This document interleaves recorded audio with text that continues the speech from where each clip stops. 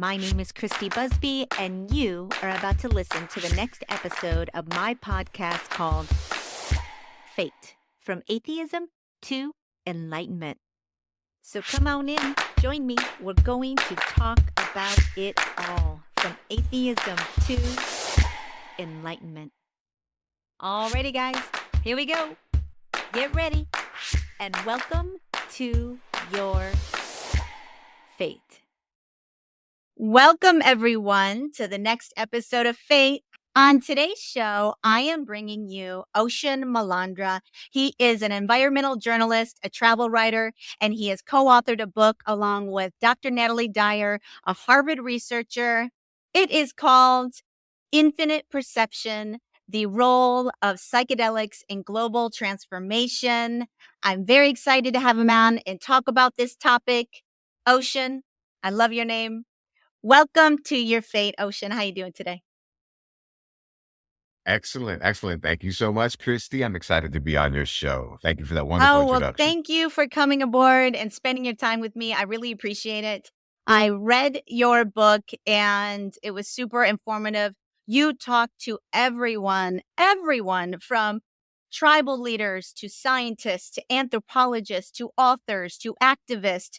There really isn't anybody untouched in your book as far as the sources that you went through to educate people on psychedelics, what they do, how they can truly transform people's lives in dramatic ways.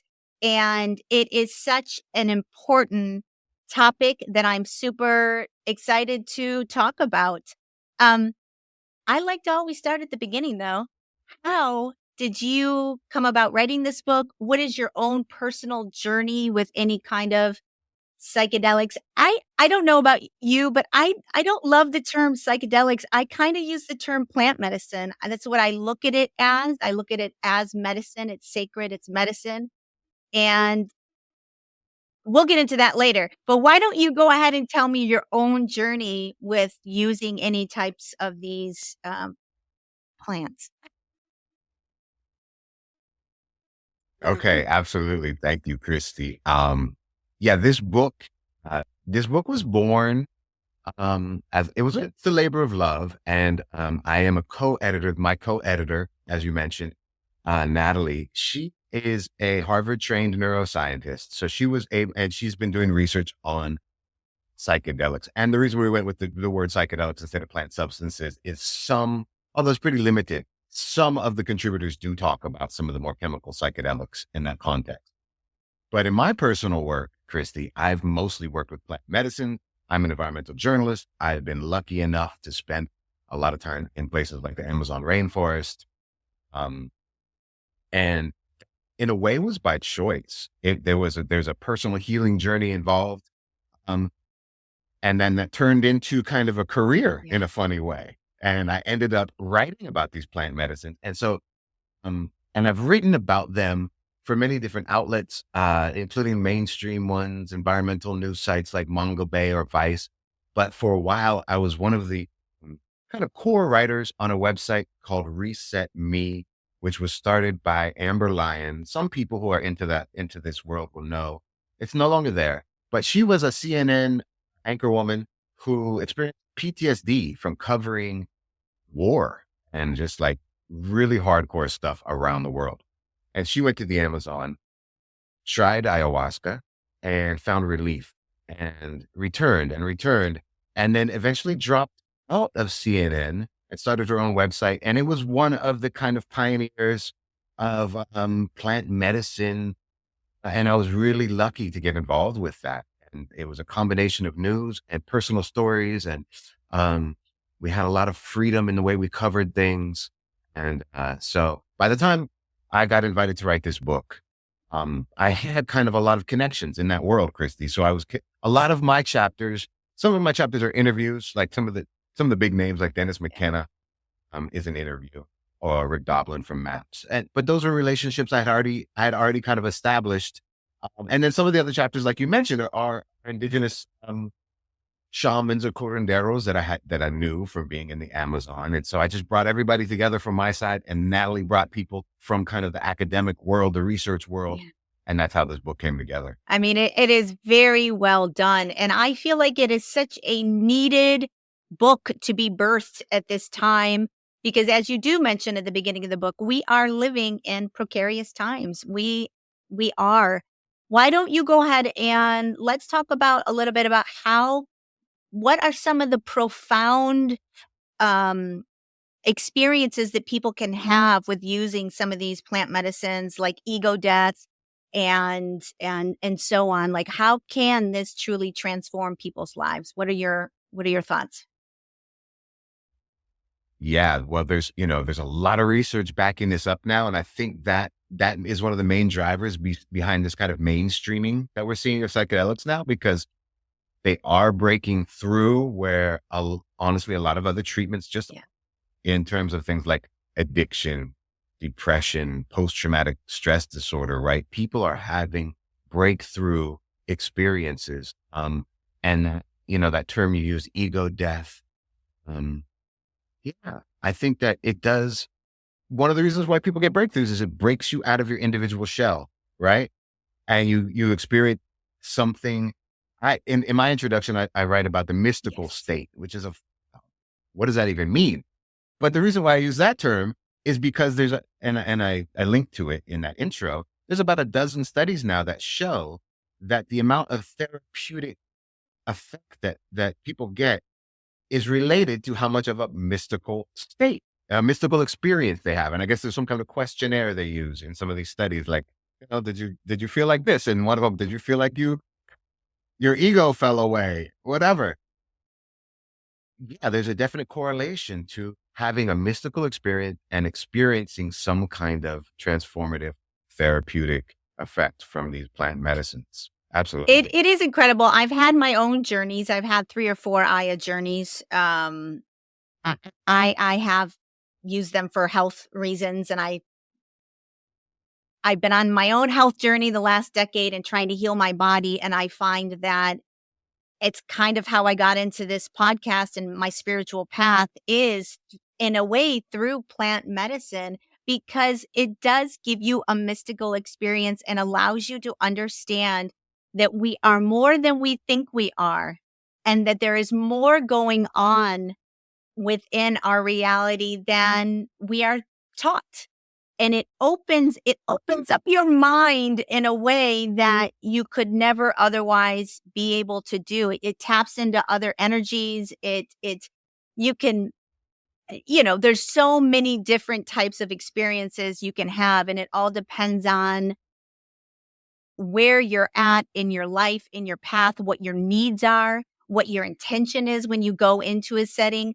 Why don't we talk a little bit about the importance? Because when people use the word psychedelics, I think that they harken back to people in the 60s running around with their shirts off and singing and all of that, which is great. That's one aspect of it. But I really think that to gain true healing and to gain really an opening of your heart, an opening of your mind, you need to be very specific with setting an intention and who's facilitating. And why don't you talk a little bit about the importance of going into any kind of what I would call a ceremony with these medicines, and how sacred it is, and maybe from the shamanistic point of view, why don't you go ahead and discuss that a little bit? Definitely. Christy, that's a very important subject. And it's one in which there's a huge conversation going on right now as these traditional medicines get implemented into the modern medical world, right? How exactly is that going to happen? And can it even be replicated in the same way? Because from my experience, what you're talking about is there's a lot of truth to the fact that these medicines have been used within a specific ceremonial context. And in some ways, that context is just as important as the medicine, because there's something that is being transmitted for lack of a better term, or something that is being preserved and passed down or explained. I would also say it is the energy that the facilitator is bringing to that space. It really is. It is about whoever's preparing that brew, whoever is touching that medicine, that energy. And when I'm getting a little woo-woo here, there's no doubt.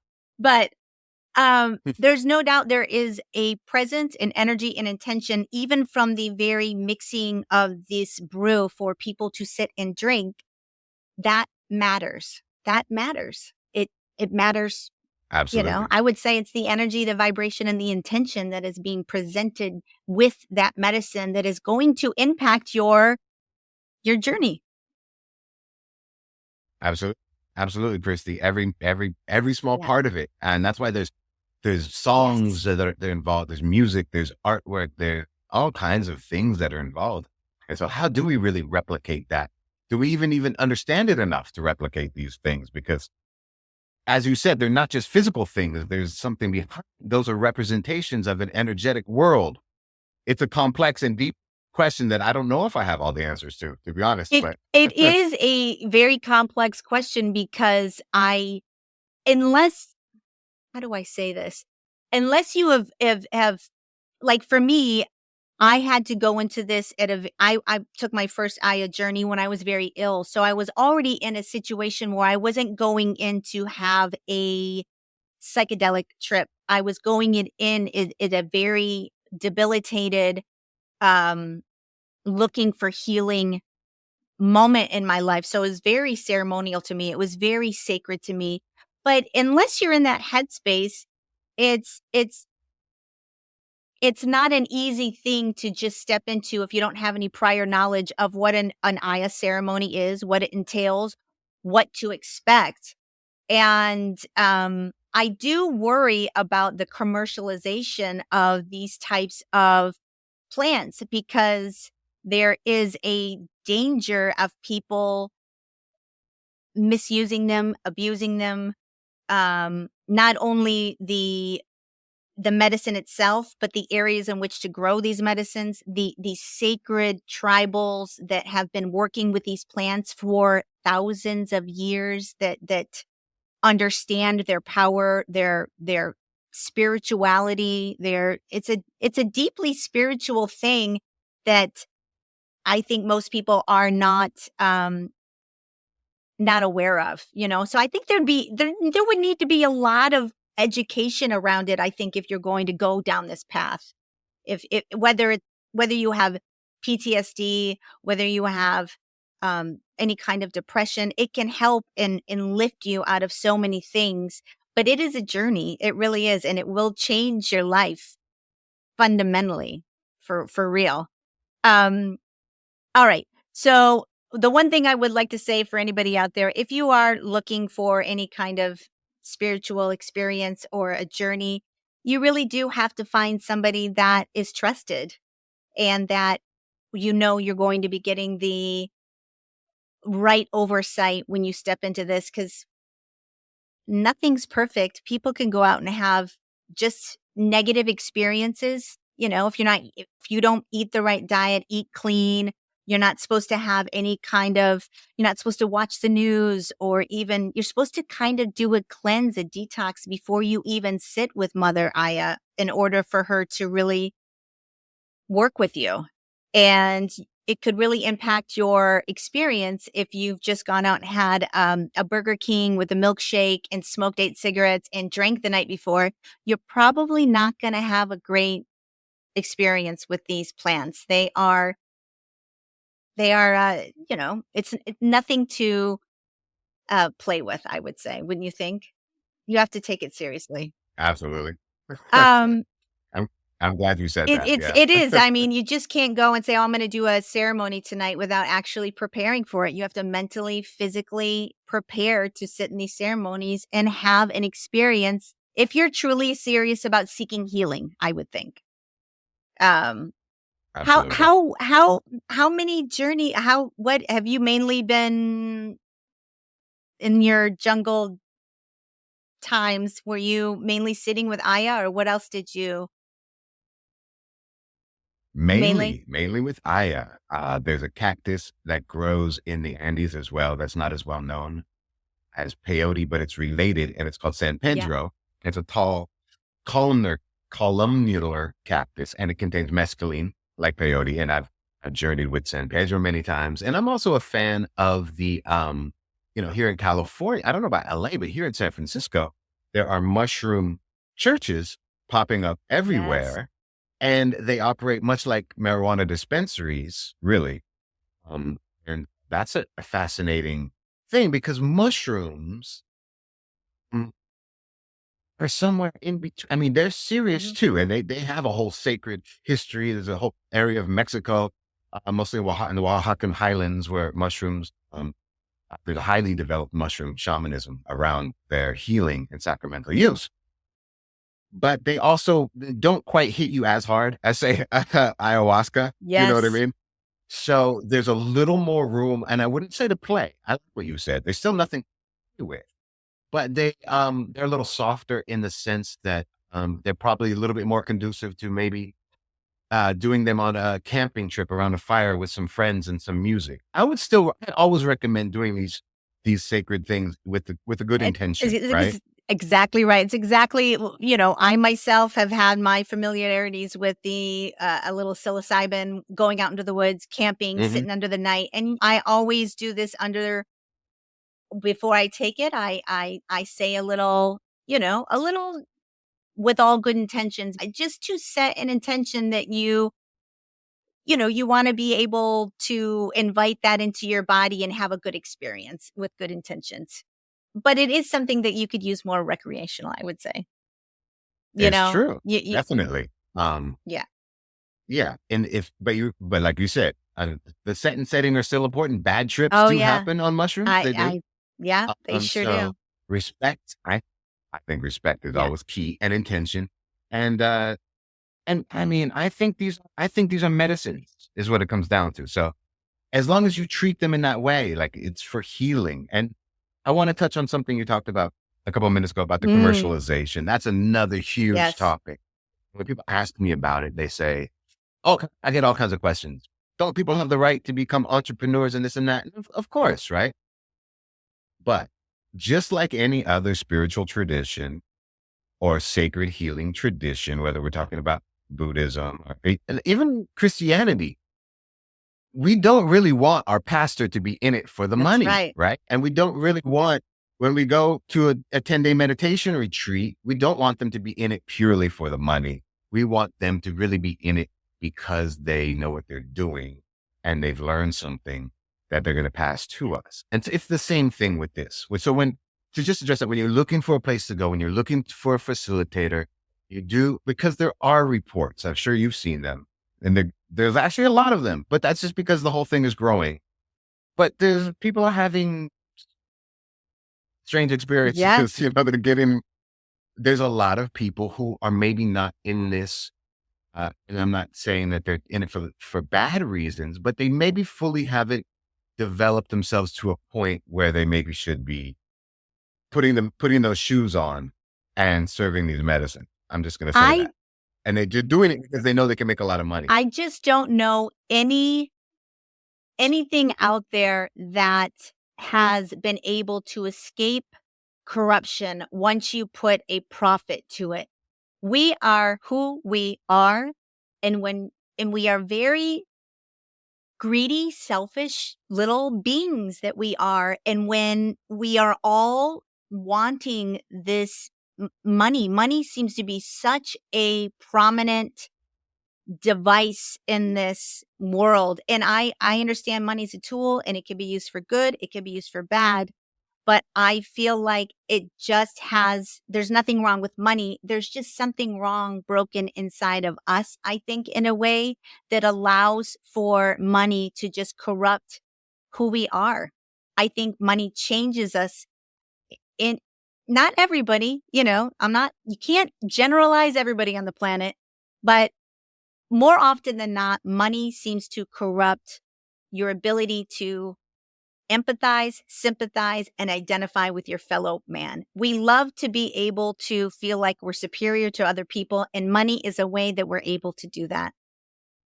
So once you Hmm. inject profit Absolutely. into something, inevitably it seems like it's going to tint or change or you know, make it about corruption and the money rather than healing people, rather than enlightening people. I personally think very much the same way you do that psychedelics, plant medicines, they could truly transform the world because it does open your mind to a way of being, to other energies, to your spirituality, and it makes it not, maybe, I don't know if this is the right way to say it. You start understanding that you're a part of something bigger and that it's not all about you. Does that make sense? Like, you know, Absolutely. I think that's what it's all it, about. it is. I also think though, don't you think there's a lot of fear around these medicines, around psychedelics? There's a lot of fear based nonsense around these plants in general, I would think. And I think that came from the government a little bit, maybe. I don't know. What do you think? What are your thoughts on that? Yeah.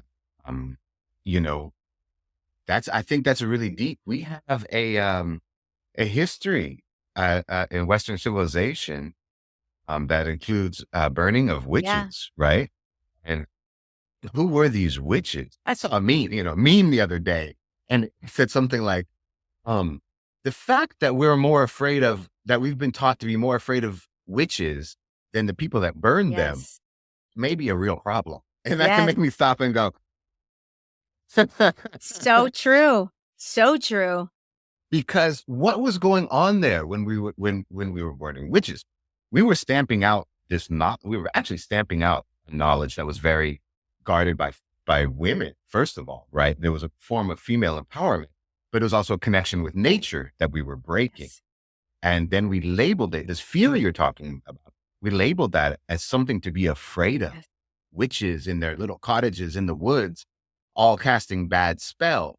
And that's kind of, you know, it's become a thing. I mean, And really, these were medicine women who knew how to work with plants and heal you. yes. Really, they weren't, you know what I mean? Yeah.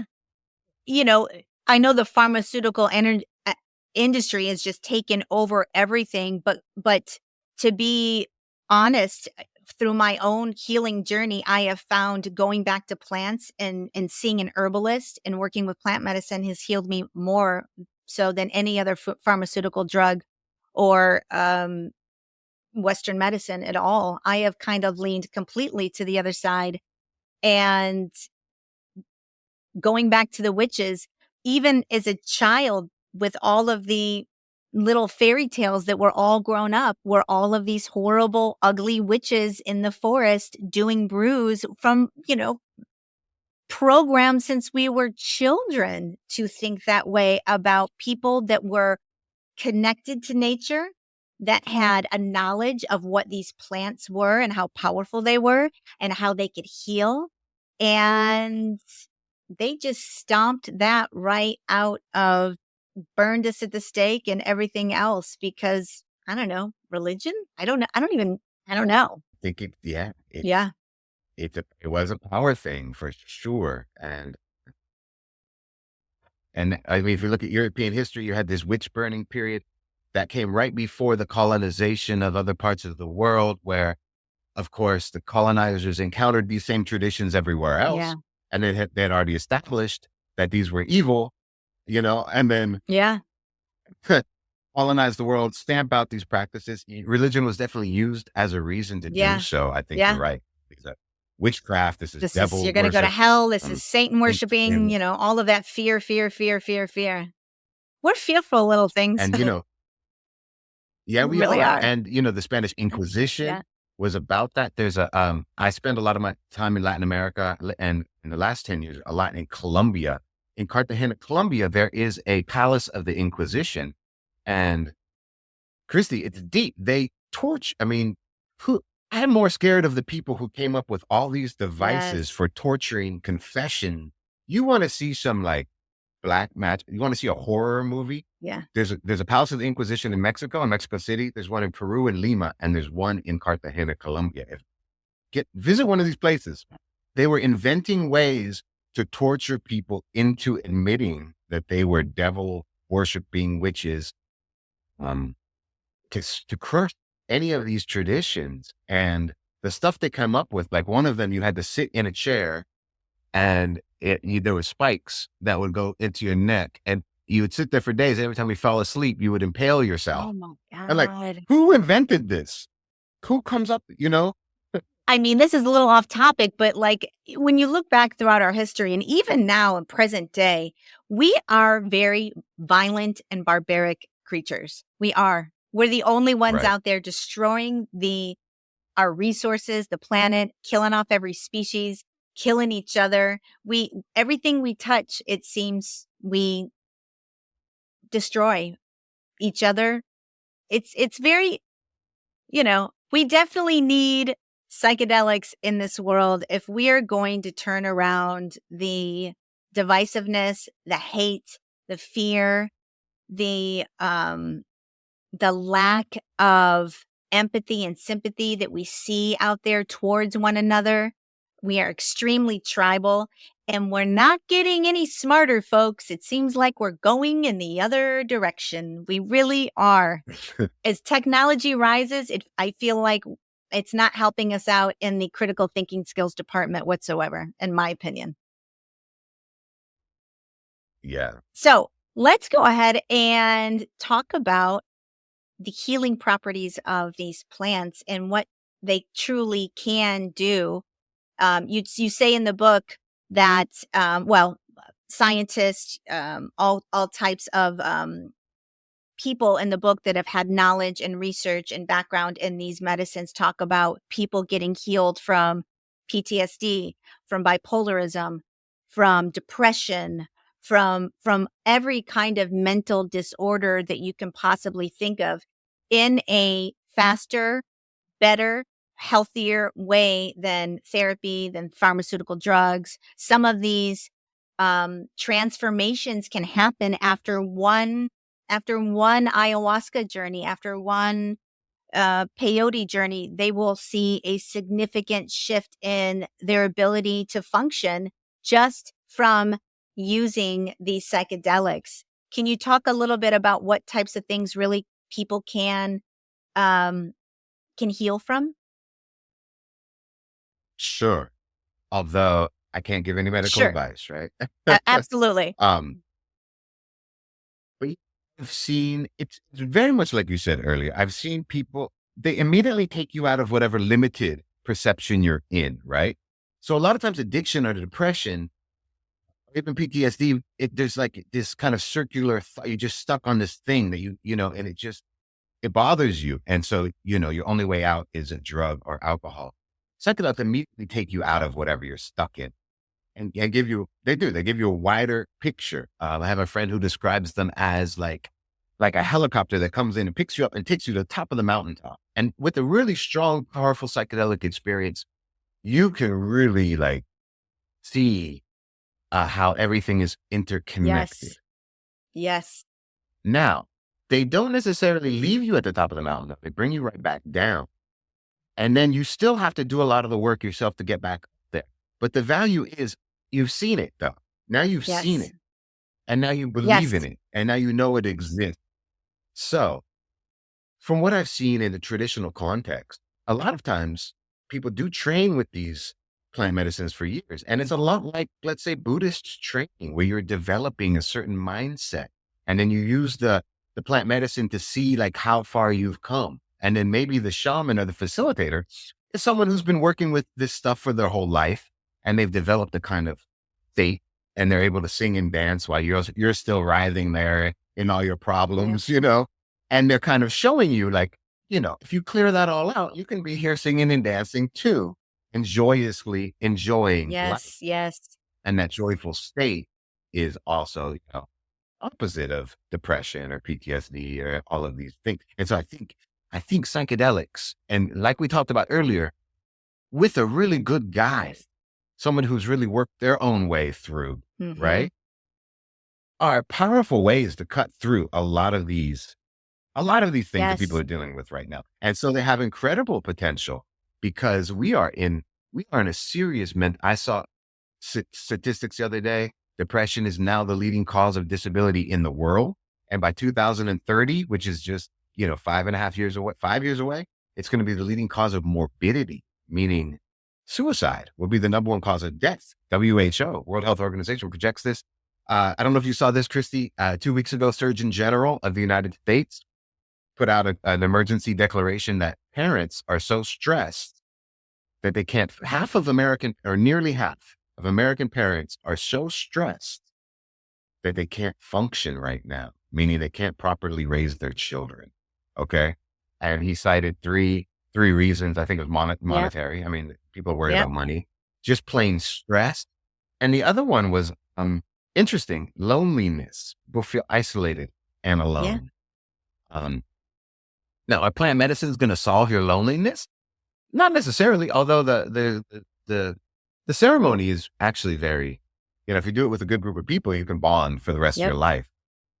But what I think, and to get to the deeper answer to your question, I think that psychedelics will help us reimagine and reinvent some of the core aspects of our civilization that keep us locked in these structures that we now see clearly are damaging us and are damaging the world. And so they're kind of lose-lose situation. And psychedelics give us the ability to kind of see other possibilities and move towards them at both the personal level and on the social level. And as you look, you read some of the book, that's what it gets Yeah. into. It moves through these different things. It's like we are all in this Right. together, and our mental health and it interdependent with our societal health and with our environmental health. I mean, this idea that that comes hand in hand with some of Western thought, that somehow we can be happy separately from other people, or even separately from the world alone. This is what kind of drives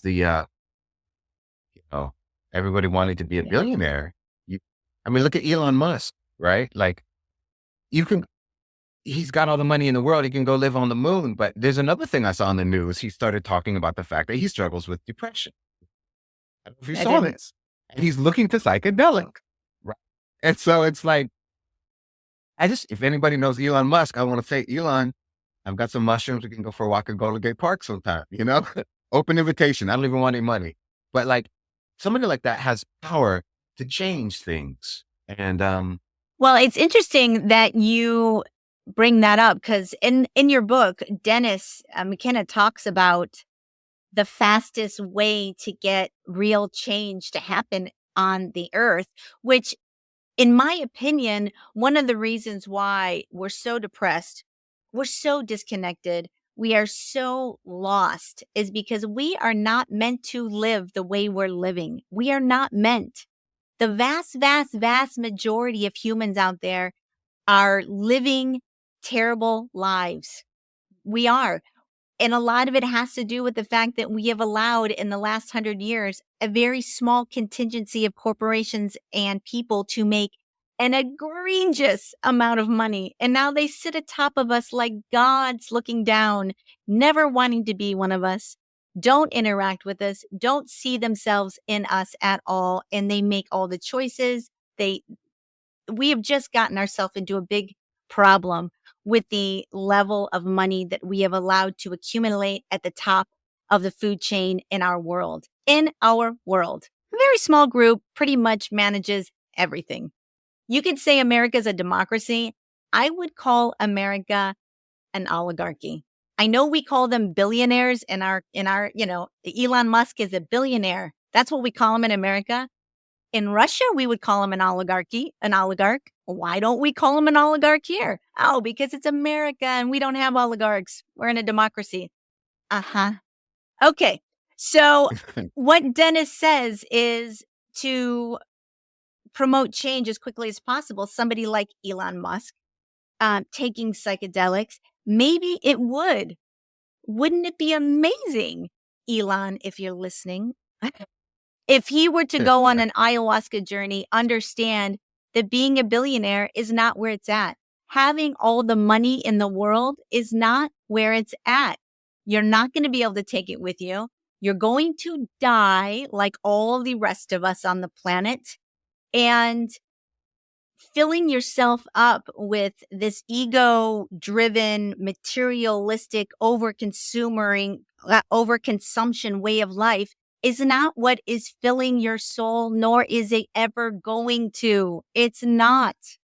And maybe if more billionaires and people that were excessively, egregiously powerful were able to understand that we are much more than what we think we are, and that it's not about greed, money, power, control, superiority, dominating other people, which is basically what's happening. It's not about that. That's not what we're here for. I know that's a lot. That was a lot and that was deep. But what do you what do you think about that? Christy, That was a lot. I reported that all here. But I absolutely agree with you. Yeah, we are definitely, not just in America, but globally, inequality is it's at a level that we haven't seen since the colonial Yes. era, actually. And you're absolutely right. The corporations run everything, and I'm not gonna. I know this is there's an election year, but if you can look at both parties, and from some of these big corporations, they give equal amounts of money to That's both parties. They just place their bets on either side. I'm not saying both parties are the same. However, I am saying that in certain areas, these corporations are not worried about who wins because they've got their bets covered, and they do really run the country. And this has been proven. What you said about United being an oligarchy, there was a study done. You can look it up. It was covered by BBC News and the New York Times. There was a big study done, and it showed that actually the average voter has very little influence in American politics, and these big corporations have a huge amount of influence. And they said, study proves the United States is not a democracy. It's an oligarchy. So I absolutely agree with you. This is so true. Now, when we get into like this, what Dennis McKenna said, I think he's right. I think that, I think that there's a spiritual misunderstanding. Maybe spiritual is not even the right word, but his brother, Dennis McKenna, said once something like, let me see if I can remember this right. That was Steinbeck, but something about the billionaires. Well, Steinbeck said something like, in America, the poor don't see themselves as oppressed. They see themselves as temporarily embarrassed future billionaires. Because part of the problem is, this is what McKenna said. He said, if a monkey was to hoard all the bananas in a zoo, all the other monkeys would be like, what's up, dude? But in America, we put them on the cover of Forbes. So there's a problem. It's not just the billionaires. There's a problem that we actually kind of reinforce this with looking up to people who do this, right? There's like a cultural thing about this. We're taught a big lie that one, if you work really hard, you could be a millionaire too.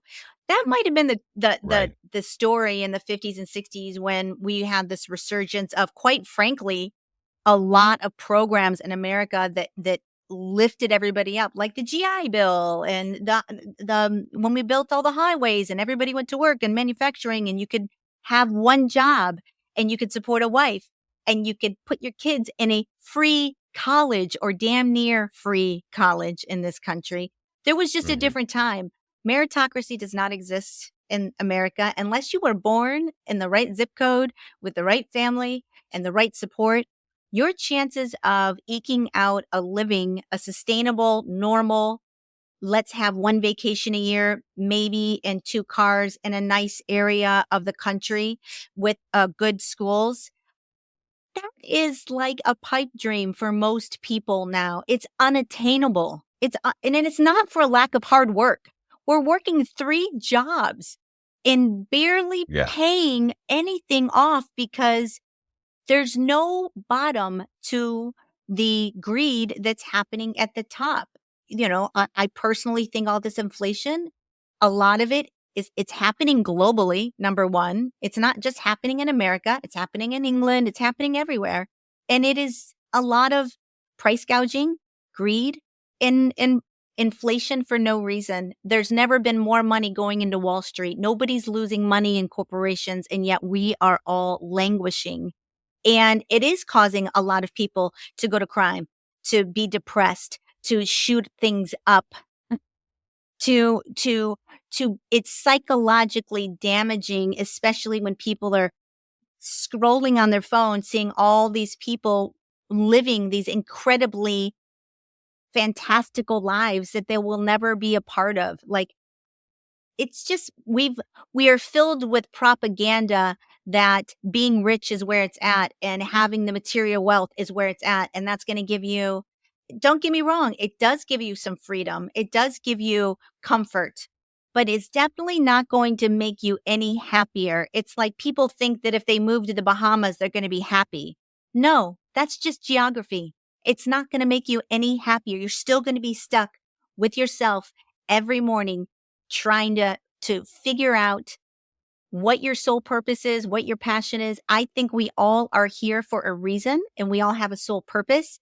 And the way in which we live our lives now does not allow us to seek anything of fulfillment.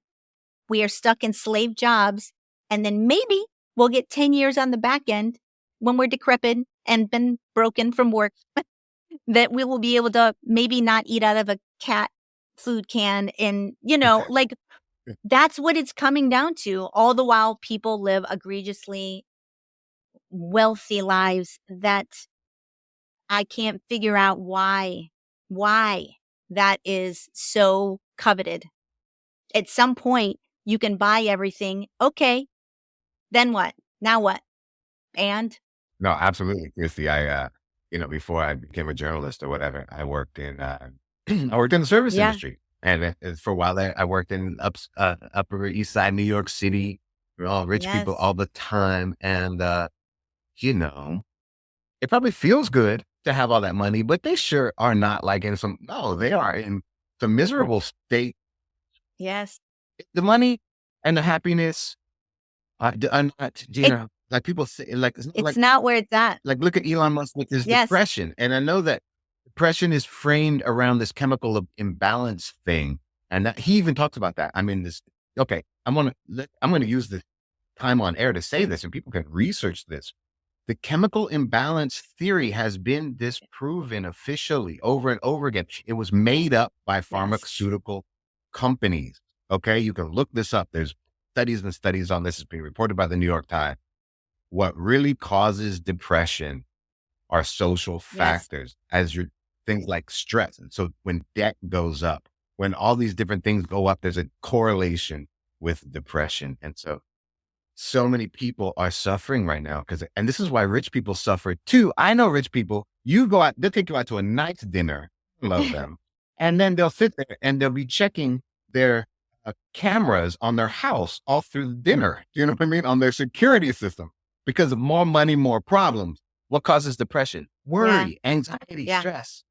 That's really what it is. You can't buy your way out of No. that. And the other no, No. and I think that when you have that kind of money, they it mentally messes with you. It really does. Like, you're so afraid of losing your money that it's almost a psychological, sorry for the word, but fuckery. It kind of, once you have it, you're so afraid that you're going to lose it.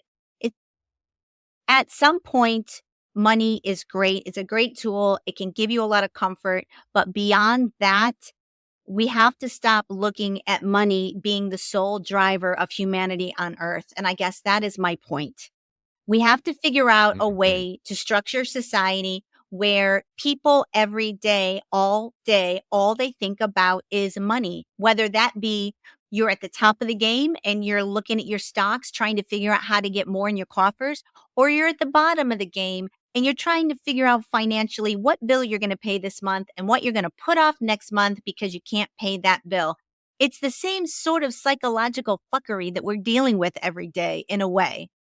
And especially with the rise of things like AI, and I just don't hear anybody in society talking about how we are going to live as a community on this planet where we are more cooperative and less competition. And it needs to be more cooperative and less competition. And whether people like to say that that's socialism or communism, I look like somebody that wants to wait in line for bread? No, I want to live in a society that makes sense. And this society doesn't make sense the way we run it. It really doesn't. And I think psychedelics could be a great bridge for people to understand that they can think outside the box, that there is another way to be with one another that does not maybe align with what mainstream is thinking, but really is the true nature of humanity and the way we should be living. I love that. I totally agree.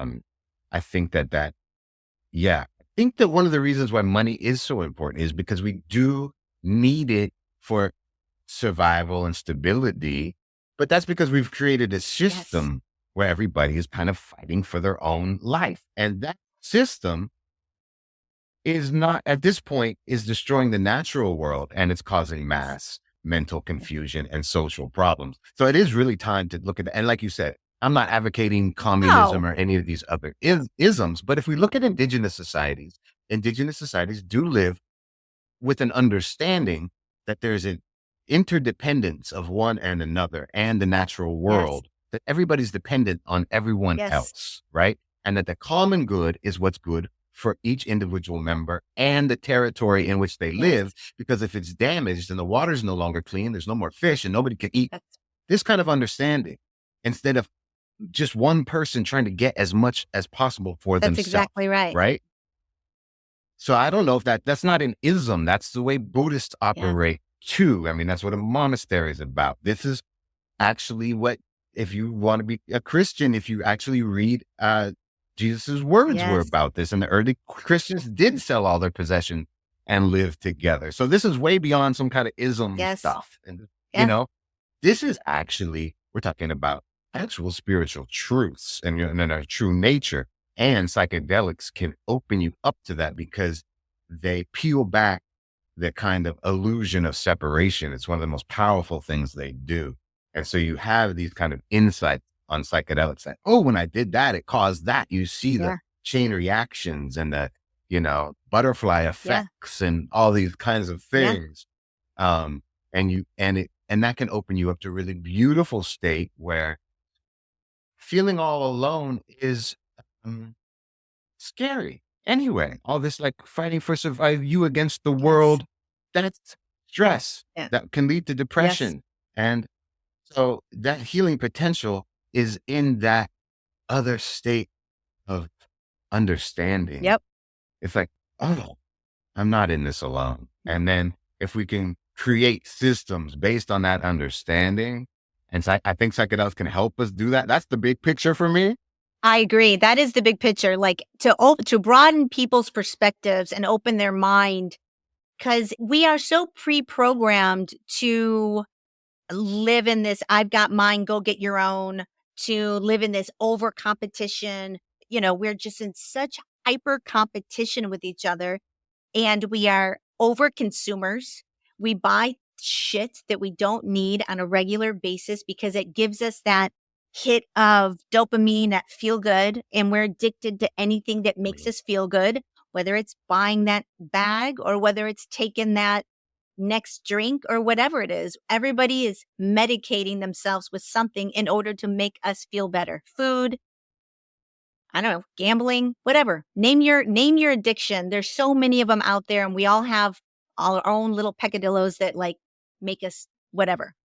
So I do think that psychedelics can um so enlighten us. You do have to, I certainly don't want to make people feel like you go on one ayahuasca journey and your problems are all settled. You have to do the work. There's something after a ceremony that everyone speaks of. It's called integration. Integrating is when you have a ceremony and then post ceremony, you really have to dive into the emotional effects that that ceremony had on you, work through them, understand them, and it allows you to kind of maintain a little level of that higher consciousness that you had during your journey. And then when you do your next journey, you're even that much more prepared to go in and sit with Mother Aya and let her teach you, let her heal you, because that is what they're here to do. They're spiritually wise plants that can teach you, that can heal you, but you have to open your heart and you have to listen. I love that. Yeah, that they're often called teacher Yes. plant. Right. And that's because from my perspective, um, yeah, they don't necessarily do the work for you. Like a good teacher, they give you some guidance and then it's still up to you. They send you home with that homework. You know, you can see in an ayahuasca session, oh, when I do that, I'm hurting myself and hurting other people. But the change of behavior is still up to Yes. you. You just see it clearly. You've had a teacher kind of show it to you. And sometimes that showing can be painful, can be like, whoa. And if you don't change it and you just come back thinking if you just keep drinking ayahuasca, it's going to fix you, that can even become more painful. I know people are like, I had to stop drinking ayahuasca because it was getting crazier and crazier. And I was like, well, were you That's right. integrating, like you said, the lesson? Because if you don't, you're not going to go That's anywhere. right. It's work. You It know, is work. It's a it's work. spiritual work on your own, raising your vibration, getting in touch with who you really are, which is we are all connected. We are all one. We are all energy, vibration, frequency, beings of light, whatever. You're tapping into that, lifting the veil a little bit when you're in a Aya journey and she's communing with you. Mhm. And it's a sacred experience, in my opinion. It's sacred. And that's why I worry about the over commercialization, people going into the Amazon, especially Americans. We don't have a great track record of going into other areas of the world and them becoming better. They ultimately end up becoming more corrupt, more polluted, more of what we don't want in the world. So, especially when I think of the pharmaceutical industry that would love nothing more if they could.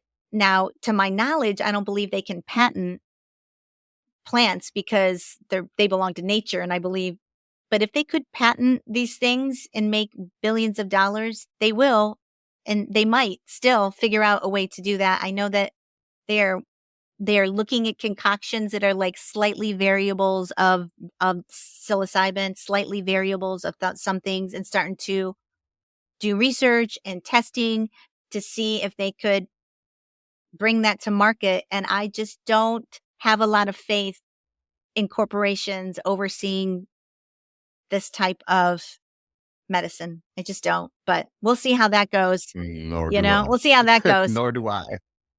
I just think pharmaceuticals are here to make a gazillion dollars a year, whatever they're making. And I don't think they're here to help us, to cure us.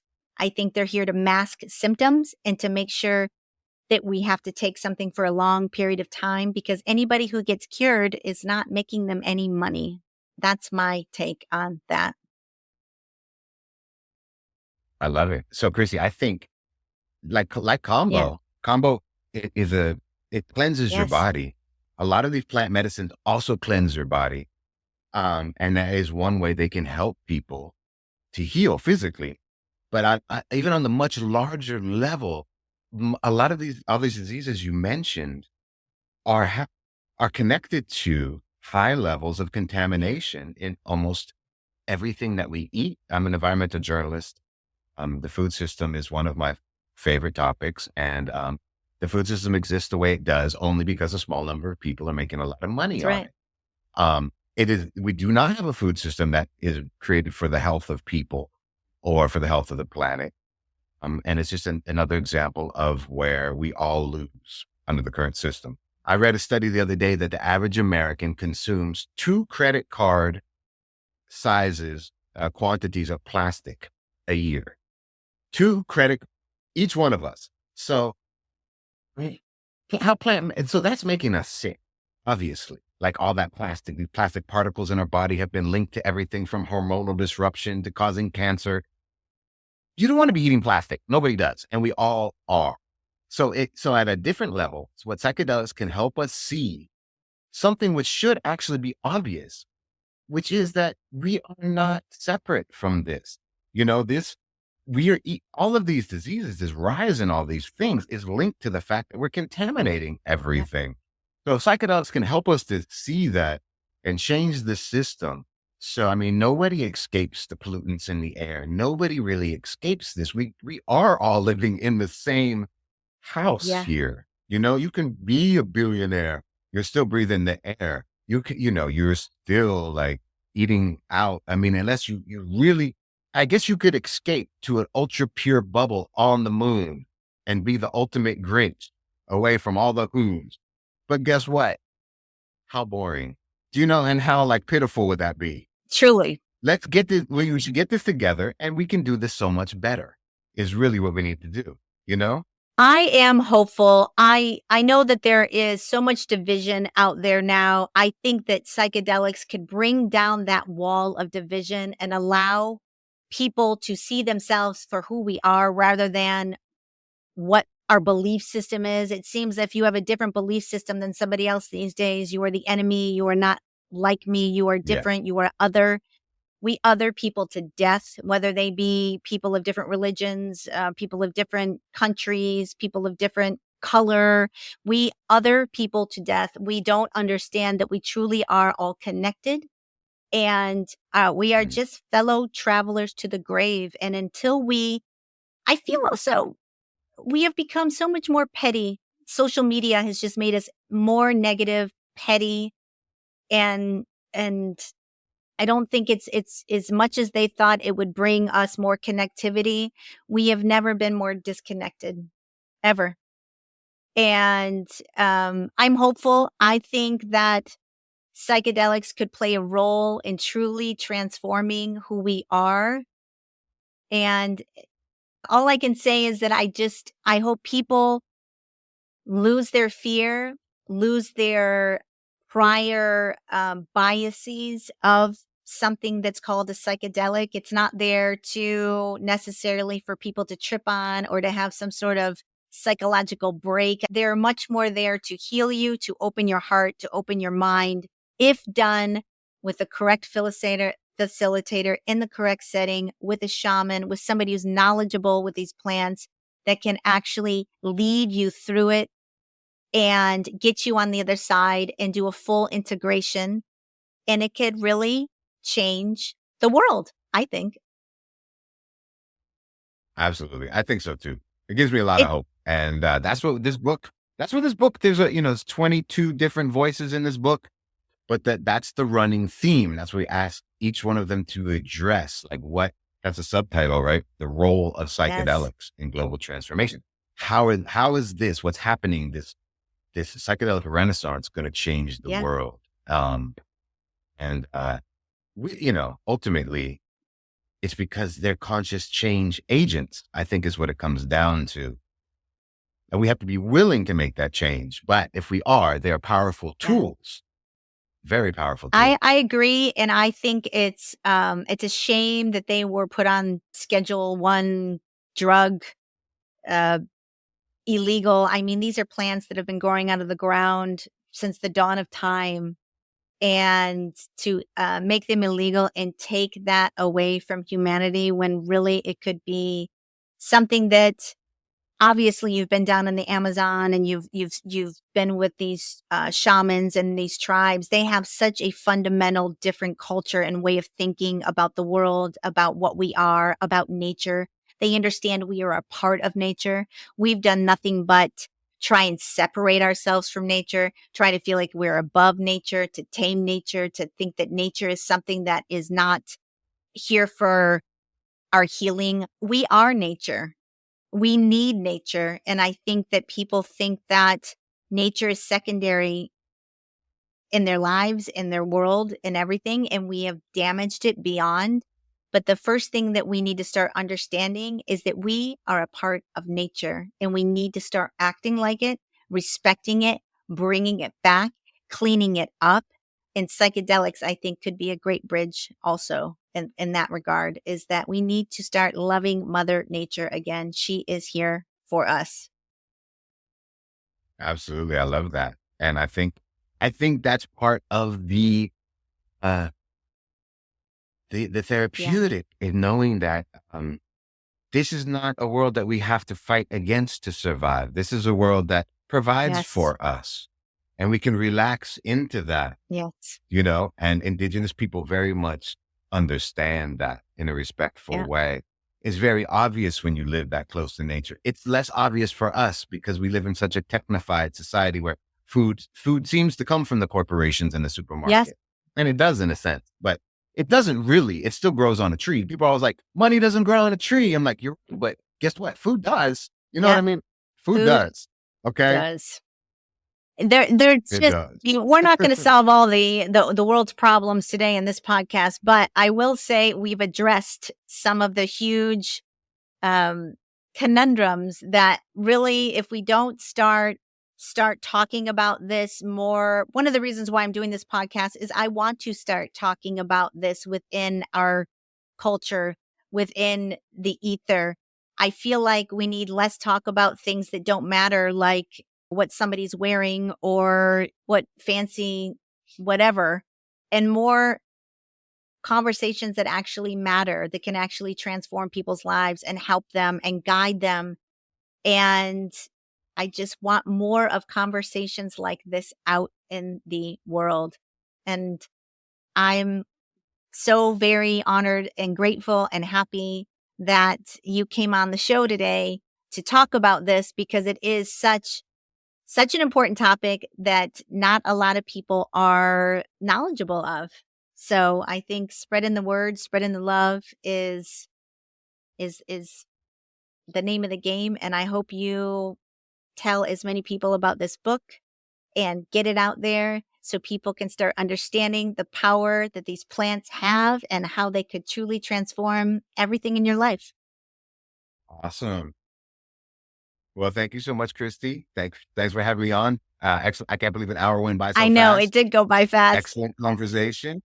Yeah, I think we could go on for hours, but I mean, because it's a multifaceted thing, but it's one thing too. And it is very important. Thank you for bringing this conversation to the It forefront. it Thank you. is. The thing is that psychedelics could touch so many different things. One of the things we didn't talk about, which we might as well, if you have time, we can bring it up, is one of the interesting Okay. perspectives in the book was using psychedelics in prisons. And when they talked in the book about using plant medicine or psychedelics in prison to kind of break people out of that criminal behavior, I thought that was an interesting idea. What what do you think Okay. about that type of use for psychedelics? That's interesting.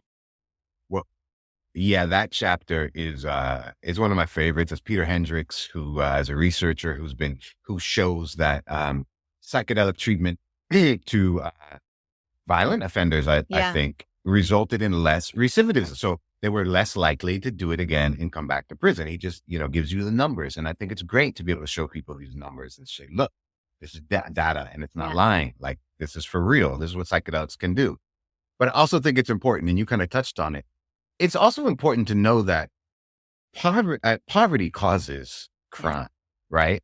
We're not going to just come up with a pill that's going to stop people from committing crime. Poverty. I grew up in a poor neighborhood. I grew up in Oakland, California, in a poverty-stricken area, and crime was rampant because people need things and they don't have the money for them. And then what happens is you get into a cycle. You become incarcerated. A lot of times you're treated very poorly in prison. There's psychological issues that accumulate, and it becomes a cycle of behavior and identity and your role in society as a criminal. Psychedelic can help break through that, but without alleviating some of these structural causes of poverty. I'm still that big systems Yeah. thinker, although that's one of my favorite chapters. I just want to make it clear that I don't think we could just go dose everybody in prison and solve the problem. If they have to come back to these, you basically artificially scarce landscapes where there's nothing there. There's no food. Like just talking about trees. There's no food growing. There's nothing to do. There's only liquor Yeah. stores, and there's only drugs to sell, and there's only crime to commit. The prisons are always going to be full, no matter how. Um, I would like to see prisons actually be a place where it doesn't treat you like an animal, because when you treat people like animals, you're going to create animals.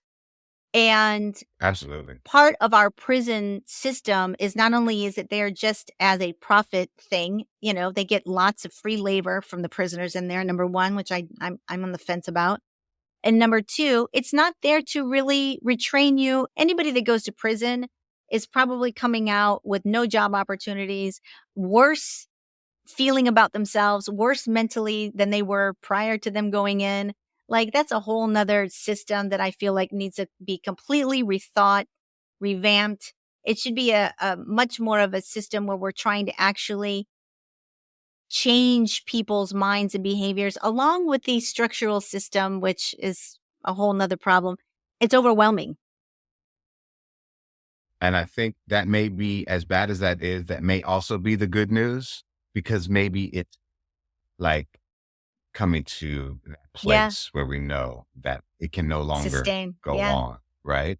Yeah. Yeah, because it really have. We pushed these things to the breaking point. We've been pushing them to the breaking point for a while, and now they're Yeah. breaking. They're breaking down around Yeah. us. I hear in San Francisco, you can see, I'm sure in LA as well, addiction and homelessness and all kinds of things are out of Yeah. control. And, the prison system, we've designed this prison system. We have the largest prison system in the world, right? Not just by population, because we're a big country, but even by rate, like according, it's like, and we spend in California, I was reading this the other day, $120,000 per inmate in the California state system. Now, and like you said, are we actually doing anything for that person? Are we just spending all this money to make sure that that they're being punished as much as possible, which just hurts an already hurt person That's right. more, right? And it just creates more problems for that person and for society. Now, yes, I think prisons should be transformed, but I also think that we could be spending that money in smarter ways to prevent people from coming to prison in the first place. I mean, $120,000 could be like a universal basic, I'm going to introduce this one, a universal basic Yeah. income for like 4 or 5 or 8 people or whatever. Do you know Yeah. what I mean? And not let people get to that level where they feel that desperate in the first place. I agree. We have chewed on a lot of different topics during this podcast for sure. The problems are never ending, but I think that starting a discussion around these things, having an intelligent discussion that is not based in ideology, but is based in logic and common sense and something that is for the greater good of all, with good intentions behind it. You need people to have conversations that ultimately aren't in it for themselves and are in it for the greater good. If you don't have that intention, I don't know how we're going to get people on board to make these types of leaps in our society that we're going to have to make. I'm hoping for the best. I'm holding on. I'm going to do my part. I'm going to have these conversations, and hopefully it'll start opening people's minds and allowing them to see things with a different perspective and change accordingly. That's all you can do. You can just put your own intention out there and hope it influences someone for the good. That's exactly it, Christine. That's what you're doing with this podcast, is you're using this to have these conversations. That's what I do as a writer. And I think we just all need to keep doing it. And these conversations need to get bigger and bigger. And they are. And that's the part that I see growing. And I see a lot of beautiful things happening at the same time. But I just want to thank you so much for having me on this show and exploring all this with me. And I hope listeners continue to talk about these kinds of things amongst themselves. And you know what? Think about using psychedelics as a tool, because they are mind expanding consciousness change agents. Research who you're doing them with. Nature is always a good place to do them. Yes. I mean, I can't imagine doing it anywhere else. I mean, it really is the bubble that you want to put yourself in is under a night sky or in a jungle or somewhere out there where you can hear the nature. It's alive. It has its own energy, its own consciousness, and it will take you on the journey. You need that. Absolutely. Yeah. That's what I want to leave with it. People always ask me where they should get started with some of these things like ayahuasca or iboga or Yeah. even like the San Pedro or peyote. You probably do want a very skilled Yes. facilitator. But something like psilocybin, if you're already on a spiritual path and you have a group of spiritually minded friends, and like you said, and you want to go camp out around a fire and do some music and be in a safe environment with people you know and love and trust and talk about things like we just talked about good things and about how to change the world. Psilocybin mushrooms are really, I want to say the word recommend because I can't recommend anything, but they're a wonderful friend. They can There be. is no doubt about that. I can attest to it. Also, a lot of people microdose psilocybin mushrooms, That's right. because it does it'll lift that depression. It'll give you a boost. And if you take them with the right intention, you can really get some healing. You can get some journeys. You can have some really incredible moments. You just always have to do it with the best intention and in a safe environment, preferably outdoors. Absolutely. And like you just said, you can start really small Yes. too. You can Microdose. microdose and see how you feel. Yeah. And you can just bump it up until you get a little bit of an effect. Yeah. You don't have to just jump in and you don't have to go for ego death No. on your first No. thing. No, you can just go for like Yeah. exploration, you know? You don't want to take a hero dose right out the gate. You don't want to go there and meet your maker on day one with these things. Um, I totally you know, agree. Ocean, I am going to put the link to your book in the show notes. It is Infinite Perception, the role of psychedelics in global transformation. It has a lot of good information out there. It'll drop that mystery behind psychedelics, give you a lot more information from everyone from science and research to shamanism. It's very informative, highly recommendable. I will put the links to OBooks as well as Amazon in the shows. Is there any sort of, do you want me to put any kind of social media there for you? Do you want people to follow you? Do you want to shout that out at all or? Sure. No, I'm on, I'm not, I'm on Instagram and Twitter at Ocean Okay. Malandra. You can follow me. I do try to post. I try to keep people posted when I have a new article up or Yeah. whatever. So yeah, follow me. I'm going back to South America in a couple of weeks. I'm going to the COP16, which is the United Nations Biodiversity Conference, and I will be joining a delegation of spiritual leaders from the Colombian Amazon who are going to doing a panel there, and we're going to have there's going to be 150 different nations present. United States is not signed on to this Mm. treaty for biodiversity. And this there's a lot of talk about integrating biodiversity in agricultural systems. Like we're working on solutions for a lot of these problems. United States needs to get on board. Yep. I just want to say that officially. But yeah, so I'll be posting about that. Follow me if you want to see what we're doing. We're bringing the medicine Well, to the United Nations this October. keep doing what you're doing, Ocean. Keep being a soldier for good. And I really appreciate you taking the time to come on this show and telling me all about it. I loved our discussion. And anytime you want to come back and promote another book or promote anything, you are welcome. And with that, gang, we're going to go ahead and leave it there. That is a wrap on this episode of Fate from Atheism to Enlightenment. And I will see you all next week. Journey well, everyone. Bye. And that is a wrap on Ocean Malandra's and his book called Infinite Perception, the Role of Psychedelics in Global Transformation. That was a lot. We covered a lot of ground. I really loved our conversation. I think that psychedelics is something that we should try and mainstream a little bit more, only because of the massive amount of mental unwellness that we see in today's society. It's just overwhelming. Everybody has some sort of depression, bipolar, PTSD. It is rampant. It's everywhere. We are not a mentally well society in general. I do have huge reservations about mainstreaming this as far as it goes commercially, because I'm very concerned about the environment.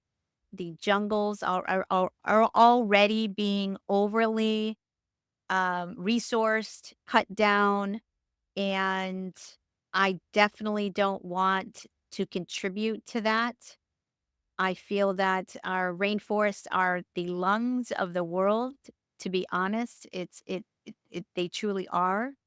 And we're already damaging our environment to the point where Mother Nature is on the brink, guys. We see it everywhere. We see the pollutants in the water, the air, our food, the earth.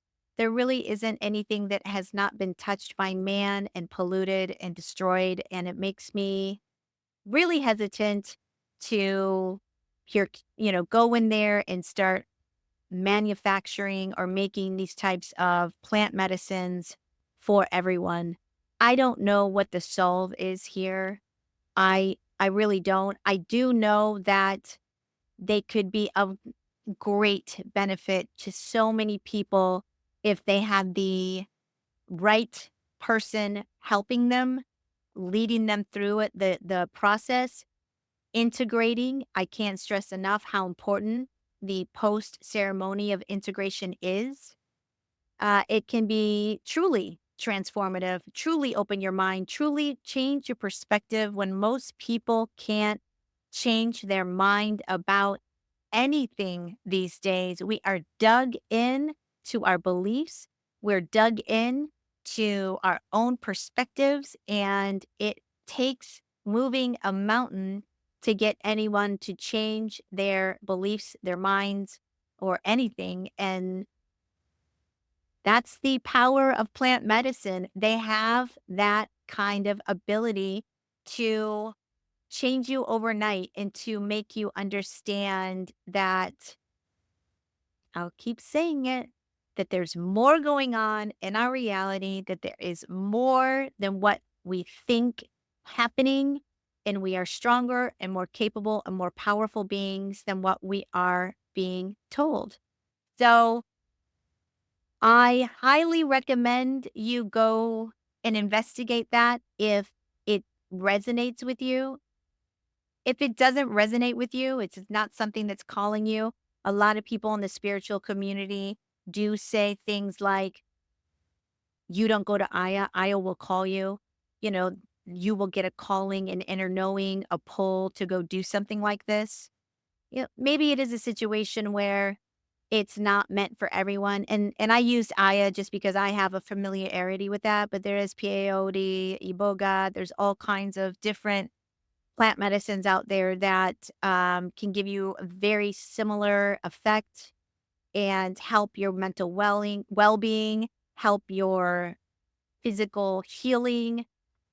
You know, there's a lot to be said for the healing nature of these plants. One of the tribal leaders in the book says something of this nature. I believe his name was Matilda Gomez Silvado, says, ayahuasca can't cure, only raising your consciousness can cure. And I believe that to be very much the truth of the matter, is that these plants can open your mind and allow you to see that you should be living in love, that you should be letting go of lower vibrational feelings such as hate, unworthiness, um, things of that nature. Excuse me. So it's a journey. It is doing the work to improve yourself, not only mentally and physically. It is having the right facilitator. It is integration, integration, integration. And it is maybe having a little bit of a calling to do this in the first place. And if you are thinking about doing anything like this, the first thing I would do is a lot of research and do it within a ceremonial or a church setting, and not in the United States. I mean, a lot of this stuff is illegal in the United States, and you could get in trouble for doing this. I did not do it here. So It is, it's a path. It's a path to healing. I think that it is going to become more and more accepted. And I think it's going to become more and more part of mainstream.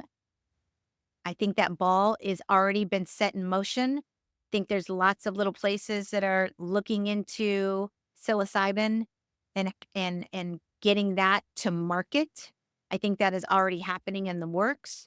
And I'm sure that that will benefit a lot of people. There is just no doubt that these plants can help you. They can. They are here to help and heal us. That is their purpose, I believe, to give us wisdom, to heal us, to allow us, see ourselves for who we really are, to expand our minds, our consciousness.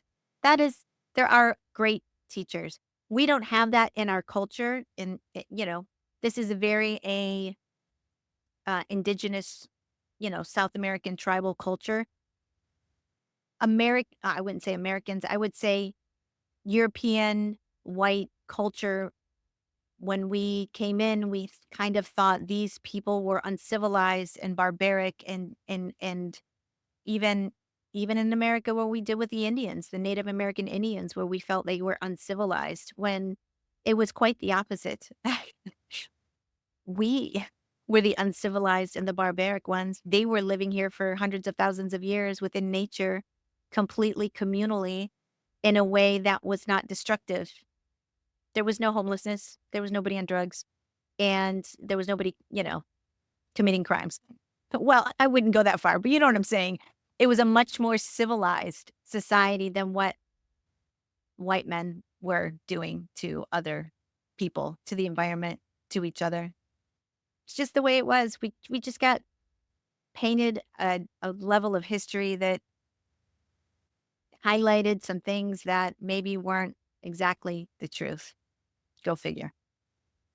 Anyways, guys, like I said, if you are interested in doing anything like this, do some research and make sure you sit with the right people that have the right intentions and that are going to be your guide. It's important. And I'm certainly not giving anybody medical advice. I'm not telling anybody to go do this. Not everybody is meant to take psychedelics. If you should, that is why I'm telling you to do some research, because not everybody should take these plant medicines. If you have some sort of rare mental condition, um, physical condition, you got to be your own best advocate and do what is best for your own interests and what you're looking to achieve. I can't give you that information. You have to go out and do your own research, talk to people, and buy the book. Tons of great information in there. It'll really open your mind to psychedelics, to the power of psychedelics, to how they can transform people. There's all types of examples. And a lot of the book talks, from anthropologists to a scientist to activists to tribal leaders. Many, many, many of them say the same thing about how we need to start protecting our environment, nature, that we are one with nature, that we are on the precipice of losing so much of our own beauty, nature in this world because we are over commercialized, over consuming, and over polluting this planet for, the almighty economy. And I understand we all need money and it's a tool, but there's got to be a better system than what we have currently thought of that is going to allow for us to live sustainably within nature, a part of nature. And that really is going to take a lot of changing hearts and minds. That's just the way we're going to get there. And I'm hoping this conversation started that journey with some of you, changing your hearts and minds. That's the goal. Um, Anyways, y'all, if you're liking this podcast and you think I've got something to say, please tell a friend, share it, subscribe, do something to endeavor me to be able to reach as many people as possible. That is the goal. And if you want to follow me on Instagram, I am at F.A.T.E. podcast. Don't really have any other Instagram or any other social medias of right now. Um, I'm hoping to change that in the near future, but do me a favor, give me a like, share it, tell a friend, and I'd love to bring as many with you on this journey as I possibly can. So, with that, y'all, we'll put the links in the show notes to the book. Pick it up if it interests you. And if you have any kind of feedback you want to leave me, go ahead and DM me on Instagram and I will try and get back to you. And we will see you next week on Fate from Atheism to Enlightenment. Journey well, everyone. And welcome to your fate. See you.